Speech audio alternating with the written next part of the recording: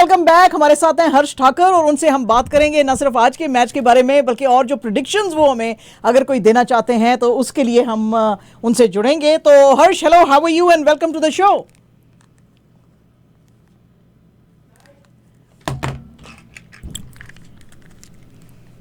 हर्ष, आपको आवाज आ रही है हमारी?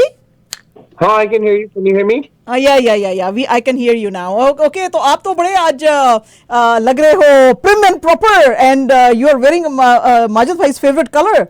So what's up? No, just got a haircut today. हमें कल मेयर के साथ मीटिंग है नेशनल टीम की, so Yes, that's right. I know.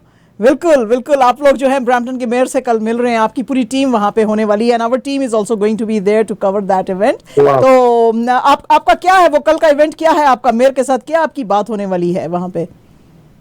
नहीं, I think it's just basically a meet and greet के Myers is just he's happy कि Canadian team अच्छा कर रही है और हम वर्ल्ड कप जा रहे हैं। सो और ब्रैम्पटन का mayor Patrick Brownlee, he's very supportive of cricket पहले से ही, so he just wants to meet the team and we'll share some issues that we have and talk about certain things with him. Okay, हर्ष, ये तो world cup आप देख रहे होंगे, ये तो जो फायरवर्क्स हो रहे हैं ना, ये तो कर रही है अफगानिस्तान की टीम। तो आपको कभी टूर्नामेंट शुरू होने से पहले लग रहा था कि ये इतनी स्ट्रांग है और ये ऐसे बैश करेगी बड़ी बड़ी टीम्स को, लाइक इंग्लैंड एंड आज तो श्रीलंका को भी हराया, तो पाकिस्तान को हराया? What do you say about that? No, Afghanistan पहले से मुझे लग रहा था वेरी स्ट्रांग टीम। उनके साथ जो प्लेयर्स है वो सब बड़ी लीग्स खेल रहे हैं। आई थिंक 5-6 प्लेयर्स उनके जो टीम के हैं वो सारी लीग्स खेल रहे हैं दुनिया में, और सो जो एक्सपोजर उनके साथ वो पहले से हाई था। लेकिन जो अब चेंज देखने मिल रहा है अफगानिस्तान में वो है उनकी batting is very different than what it used to be. आप देखो अब उनके top 4 batters are very technically solid. So वो पहले नहीं था, पहले ऐसा था कि आप वो सिर्फ ब्लॉक करेंगे या छक्का मारेंगे।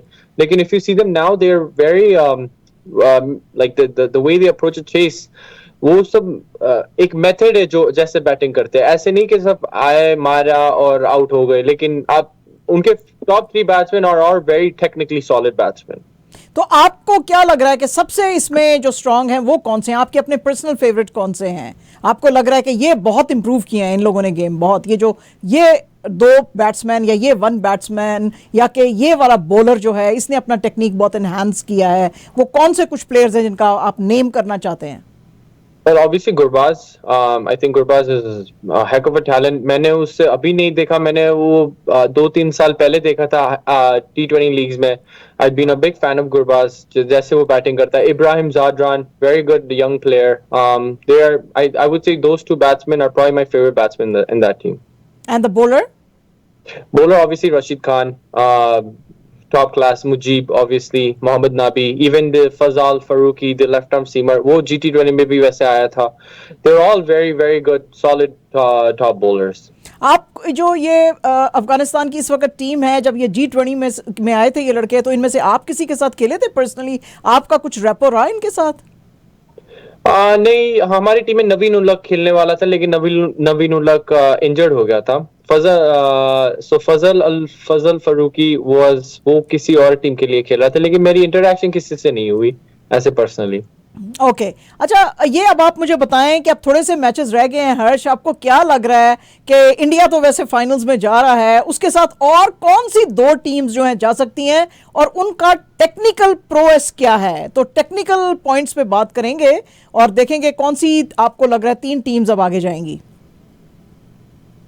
Well, I guess इंडिया, फिर न्यूजीलैंड फिर भी एक्चुअली बोलो तो न्यूजीलैंड का स्केड्यूल अब बहुत मुश्किल है। एक्चुअली वो खेलेंगे पाकिस्तान के सामने एक मैच बाकी है, फिर साउथ अफ्रीका के सामने एक मैच बाकी है और श्रीलंका के सामने। न्यूजीलैंड का स्केड्यूल एक्चुअली बहुत मुश्किल है अब, बट आई थिंक वो जाएंगे। Australia, they're back to being the world champions. Australia obviously, and then South Africa look pretty comfortable now. तो क्या है इनके टेक्निकल पॉइंट्स, क्या हैं, क्या हाई पॉइंट्स हैं इन तीनों टीम्स के? Well, obviously साउथ अफ्रीका की बैटिंग बहुत स्ट्रांग है। आप उनकी बैटिंग देखो तो specially when they bat first, जो जैसे बैटिंग करते, fearless बैटिंग करते हैं, so it's commendable जैसे बैटिंग कर। लेकिन obviously उनकी एक क्लियर वीकनेस है कि वो चेस में बहुत स्ट्रगल करते हैं। और सो वो उनको देखना पड़ेगा क्योंकि हर गेम में आप पहली बैटिंग नहीं करोगे। सो ऑब्वियसली बैटिंग उनकी स्ट्रांग है, बॉलिंग भी ठीक है। पेस बॉलर्स उनके काम कर रहे हैं अभी, क्योंकि जब पहली बैटिंग कर लेते हैं तो इतना बड़ा स्कोर हो जाता है कि दूसरी टीम पे प्रेशर बहुत होता है। सो अभी के लिए तो अच्छी है। न्यूजीलैंड ऑब्वियसली, हमेशा न्यूजीलैंड ऑलराउंडर टीम होती है, उनके प्लान्स बहुत अच्छे होते हैं। The way they plan for tournament, ICC tournaments में हमेशा वो परफॉर्म करते हैं। और उनकी बैटिंग और bowling looks a pretty well rounded team at the rate. Even जो ऑस्ट्रेलिया के सामने हारे 380 385 या 388 ऑलमोस्ट उन्हें चेस किए। So it's kudos to them. Or Australia, obviously everybody knows about Australia, the three face bowlers they have, or and obviously their dangerous batting lineup. So I think all teams are pretty well rounded. लेकिन अभी वही होगा कि दिन पे क्या होगा, like semifinal जब आएंगे तो देखना पड़ेगा कि उस दिन पे कौन सी टीम का अच्छा खेलती है। अच्छा, एज अ क्रिकेटर आपको क्या लग रहा है कि इंडिया की जो टीम ने इतना अच्छा इस दफा परफॉर्म किया, उनका हाई पॉइंट क्या रहा इस दफा इस वर्ल्ड कप में? आई थिंक इंडिया की बैटिंग हमेशा अच्छी होती है, लेकिन इस बार डिफरेंस ये है कि इंडिया की बॉलिंग बहुत अच्छी है। आई थिंक इंडिया की बॉलिंग में भी उनकी बैटिंग से ज्यादा अच्छी है अभी राइट नाउ, क्योंकि आप देखो तो इंडिया ऐसी बॉलिंग है जो उनके पास ऐसे बॉलर्स है जो हर कंडीशंस में अच्छा कर सकते हैं। ऐसा नहीं कि आप पेस बॉलर्स पे रिलाई कर रहे हो, अगर पेस बॉलर कोई नहीं चला फिर भी कुलदीप आएगा, कुलदीप नहीं चला फिर जडेजा आएगा, और कोई नहीं चला तो फिर भी Hardik Pandya when he is fit वो भी खेलेगा। So I think India's bowling and their fielding is their strong point right now. Okay, alright. तो अब ये जो है पाकिस्तान की टीम के ऊपर बहुत सारे लोग जो हैं बेचारे बाबर आजम को जो स्किपर है उसको बहुत खींच रहे हैं। आपको क्या लगता है right in the middle of the world cup जब चीज़ें भी are not going your way और फिर इतना ज़्यादा क्रिटिसिज्म हॉर्श किस्म का कैप्टन को आ जाए, तो अगर उसका खुद का मोराल हाई नहीं रहेगा तो वो टीम का क्या करेगा? एज अ प्लेयर आप क्या बोलते हो इसके बारे में? ऑब्वियसली प्रेशर होगा। आपको एक चीज देखनी पड़ेगी, जब वर्ल्ड कप होता है तब प्रेशर होता ही होता है। आप अगर आप हारोगे मैच तो आपको, I think Wasim Akram sir also said this recently, उन्होंने बोला कि जब आप हारोगे तो क्रिटिसिज्म होगा, वो नेचुरल है, वो नॉर्मल है, क्योंकि फैंस पैशनेट होते हैं क्रिकेट के लिए, स्पेशली सब कॉन्टिनेंट फैंस बहुत पैशनेट होते हैं। तो अगर आप मैचेस हारोगे तो नेचुरली रिएक्शन आएगा ही आएगा। और ऑब्वियसली अगर आप एक चीज माइंड में रखो कि आप at the end of the day fans की एक ही चीज है कि ये 5 गेम्स है या 4 गेम्स है। ऐसा नहीं है कि ये बाबर आजम प्लेयर बुरा है या कोई भी प्लेयर बुरा है। ऐसा हो सकता है कि कोई बार आप कुछ भी करो चलता नहीं है। वैसे पाकिस्तान साउथ अफ्रीका के सामने अच्छा खेला था, ऐसा नहीं है कि बुरा खेला था। एक बॉल की बात थी, अगर आउट हो जाता तो फिर भी मैच जीत जाते, और यू नेवर नो फिर क्या होता। सो क्रिकेट में ये सब चलता रहता है। Obviously fans want to see players win, their country win, but I still feel like there should be some balance of criticism. But as players, you expect some criticism. So I think Babar will take it on the chin and he'll take it well. Okay, अच्छा, आपने खुद ही जिक्र कर दिया, my next question was that, और मैं आने वाले अब कुछ दिन जो है वो कुछ एक्सपर्ट से ये एक क्वेश्चन तो जरूर करूंगी। अभी जो पाकिस्तान के साथ साउथ अफ्रीका का मैच था उसके अंदर लोगों ने बहुत ज्यादा क्रिटिसाइज किया, बल्कि अगर आपने इंटरव्यू देखा है हरभजन सिंह का, उसने कहा कि जितनी ज्यादती और जितनी अनफेयरनेस पाकिस्तान को दिखाई है वो किसी भी और टीम के साथ हो सकती है। नंबर 1 बाबर आजम को गलत आउट दिया, नंबर 2 3 रॉन्ग वाइड्स दिए, नंबर 2 था, नंबर 3 वो जो आखिरी बॉल पे उसने आउट किया हैरिस ने उसको 10th प्लेयर को, उसको आउट ना देते हुए और उसने जो है एम्पायर ने कहा इट्स माय कॉल। हालांकि आप तो अगर आपको एम्पायर का कॉल लेना है तो फिर आपने इतना बड़ा टेक्नोलॉजी क्यों लगाया हुआ है वहां पे? वो आप जो थर्ड एम्पायर से पूछते हैं वो पूरी टेक्नोलॉजी आपने फिर क्यों लगाई हुई है जिसमें कि क्लियरली बता रहा है कि वो जो है आउट। और उसी मैच में उससे पहले जब वो विकेट के ऊपर बॉल जा रही थी तो आपने कहा जी ये आउट है, और आखिरी बॉल में एम्पायर कह रहा है इट्स माय कॉल और वो आउट नहीं है। तो ये कैसे चलेगा, आप मुझे बताएं। तो इन तीनों चीजों के बारे में बताएं, आपका क्या ख्याल है, आप क्या कहना चाहते हैं इसके ऊपर?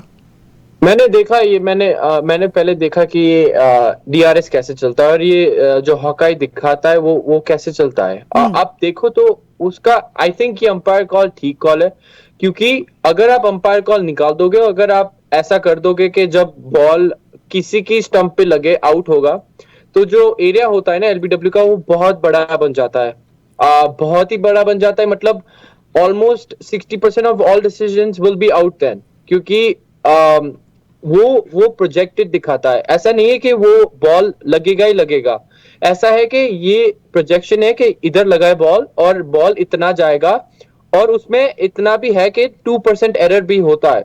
अगर आप पूरा देखो तो ऐसा लिखा है कि 2% एरर है उसमें। सो मैं सुन according to me umpire's call is correct, क्योंकि अगर बॉल मार्जिनली टच होगा स्टंप्स को, it is a very controversial call to give it out. अगर उसी सेम गेम में आप रासी का डिसीजन देखोगे, रासी वैंडर डुसन जैसे आउट हुआ, इम्पैक्ट भी अंपायर कॉल था और बॉल लगा भी लाइक 2 इंचेस अंपायर कॉल, क्योंकि अंपायर ने आउट दिया, it's out which is fair and it is part of the game. ऐसे आप कर दोगे कि आप जब भी बॉल लगा आउट दे दोगे तो आपको स्कोर्स देखने ही नहीं मिलेंगे, क्योंकि a lot of decisions will be out then, and it's projected, ऐसा नहीं है कि बॉल एक्चुअली लगेगा ही लगेगा स्टंप को। सो मेरे लिए अंपायर कॉल ठीक है। एक चीज कर सकते हो आप, अभी ऐसा है कि अंपायर कॉल 50% में है, you can change that to maybe 25%, अगर वो कर सकते हैं, I think that is a better call. और वो जो थे बाबर आजम को रॉन्ग आउट दिया था, और वो जो 3 वाइड्स दे दिए थे, वाइड्स दिया, वो obviously part of the game होता है। यस यू कैन से कि 3 रन ज्यादा होते कुछ और होता, बट ये सब क्रिकेट में होता है। ऐसे ऐसे ऊपर नीचे कोई बार होगा, आपके साथ कोई बार अच्छा होगा, कोई बार आपके बुरा अगेंस्ट होगा। Umpire make mistakes, we all know it, they're humans. So as players you just take it and on the chin and move on. Babar Azam का डिसीजन it was controversial, लेकिन आउट दिया क्योंकि अंपायर को लगा आउट है, कोई बोलते नॉट आउट है, so it's part of the game. But ये तो हर्ष डू एंड डाई मैच था ना पाकिस्तान के लिए, तो आप 3 डिसीजंस अगर रॉन्ग दे देंगे तो फिर तो कैसे गेम को आगे लेके जाया जा सकता है। And that is why Harbhajan Singh जो है उसने इसके ऊपर, हालांकि पजी जो है वो कभी इतना ज्यादा पाकिस्तान के हक में बोलता नहीं है, वो तो हमेशा कहता है कि भाई कप हमारा है, हमें दे दो पाकिस्तान को, लेकिन इस दफा तो वो भी बोला और उसने कहा कि ये इंडिया की टीम के साथ भी हो सकता है और किसी भी टीम के साथ हो सकता है। I mean of course the professional players are also very much against these decisions anyways, like you said it is a game और ये किसी के साथ भी हो सकता है। अच्छा ठीक है, ओके, मूविंग फॉरवर्ड, आपको अब क्या लग रहा है कि जो आने वाले मैचेस हैं उसमें पाकिस्तान के, खैर अब 2 ही मैचेस रह गए हैं, तो अब उसमें क्या आपको लग रहा है कैसी परफॉर्मेंस आ सकती है या उनको कैसी देनी चाहिए? प्रेशर ले लेंगे या डिसहार्टन रहेंगे, मोरल डाउन रहेगा, या कोई लीडर उनको ऐसा चाहिए जो कि उनके मोरल को बूस्ट करे? नहीं, I think Pakistan is still gonna fight. Pakistan is always, अब सबको पता है जब वो डाउन होते हैं तब वो ज्यादा अच्छा परफॉर्म करते हैं। सो आई नो के semifinals are very hard now, लेकिन चांस फिर भी है। मैंने बोला कि न्यूजीलैंड का स्केड्यूल बहुत मुश्किल है अब, उनके पास 3 बहुत अच्छी गेम्स है, उसमें 2 हार गए वो, फिर भी पाकिस्तान के लिए मैथमेटिकली चांस है अगर वो नेट रन रेट अच्छी करे तो। Still a lot to play for, and obviously I know Pakistan is hosting the next years champions trophy, so they will be top 8 and they will be in regardless। लेकिन ये नई चीज मुझे अभी I found 2 days ago कि only top 8 teams are making it to Champions Trophy। और आपका जो कनाडा का टीम है उसका क्या चांस है? नहीं, हम तो वर्ल्ड कप में नहीं है, हम तो नहीं जा सकते। तो आपका कितना आपको और जोर लगाना पड़ेगा वहां जाने के लिए? टॉप 8 मुश्किल है, लेकिन आगे अभी हम नेक्स्ट वर्ल्ड कप का देखेंगे। नेक्स्ट वर्ल्ड कप में 14 टीम्स होगी, उसमें हम बहुत कोशिश करेंगे कि हम उस वर्ल्ड कप में आए, और उससे हम जब हम ये इंटरनेशनल क्रिकेट खेलेंगे, आईसीसी मैचेस बड़ी टीम के सामने खेलेंगे, हमें एक्सपोजर बहुत अच्छा मिलेगा, ऐसे ही हम अच्छे हो गए। अभी तो जो for the first time in the history of Olympics, Paris Olympics जो होने वाले हैं उसके अंदर भी अभी तक क्रिकेट उन्होंने इंट्रोड्यूस कर दिया है, तो आपको लग रहा है कि कनाडा की टीम जा सकेगी वहां पे ओलंपिक्स में क्रिकेट में? ओलंपिक्स में आई थिंक फ्यूचर में जाएंगे। इस टाइम भी मैं कभी ऐसा नहीं बोलूँ कि नहीं जाएगी, क्योंकि बट द टीम्स उन्होंने किए, it's only top 6 teams in ICC rankings at a cut off date, so सिर्फ 6 टीम जाएगी, और वो भी आईसीसी रैंकिंग्स के, it's according to the ICC rankings. So हमें पता नहीं तब तक हमें इतनी गेम्स भी खेलने मिलेगी कि हम 6 रैंकिंग्स में आ सके, और वैसे भी टॉप 6 रहना वर्ल्ड में in the next 4 years is a very tough task, so it's hard but never say never। नहीं, पेरिस ओलंपिक्स जो है वो तो नेक्स्ट ईयर है, 2024 में है, तो दैट्स ऑलराइट। ओके, अच्छा, और दूसरी बात ये है हर्ष के आपका अपना पर्सनल जो जो डेवलपमेंट है एज अ प्लेयर, उसके बारे में आप हमें कुछ बताएंगे कि हाउ इट स्टार्टेड एंड आप क्या कहना चाहते हैं? अब आपकी तरह के जो कोई यंगस्टर्स आना चाहते हैं इस गेम में, उनको क्या करने की ज़रूरत है?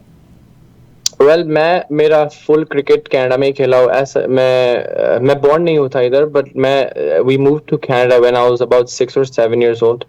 सो मैं पूरा क्रिकेट इधर खेला हूँ, और मैंने कैनेडियन जूनियर सिस्टम से ऊपर आया हूँ मैं। और मैंने, as other youngsters would face all the issues that you have at grounds here, I have went through, like यहाँ के outfields बहुत heavy होते हैं, मैंने last time भी बोला था, ये सब खेला है। मैं एक ही चीज बोलूंगा यंगस्टर्स के कि क्रिकेट खेलते रहो। अभी कनेडियन क्रिकेट में बहुत अच्छा चल रहा है, आपके पास अपॉर्चुनिटीज एक्चुअली है कि आप क्रिकेट खेल सकते हो और एज अ करियर खेल सकते हो। सो GT20 भी है, आपको बड़े प्लेयर्स के साथ खेलने मिलेगा, आप ड्रीम कर सकते हो कि आप कुछ करोगे। सो just keep playing cricket, keep believing, keep dreaming, and work hard. Okay, okay, Harsh. Thank you very much for your comments. It's always lovely talking to you. You are such a sweet young man, and you talk about cricket with so much of passion. So it's an absolute pleasure talking to you. हम आपके साथ फिर से ज़रूर जुड़ेंगे, but that's all the time that we have for today. So bye for now. Thank you for having me. Take care.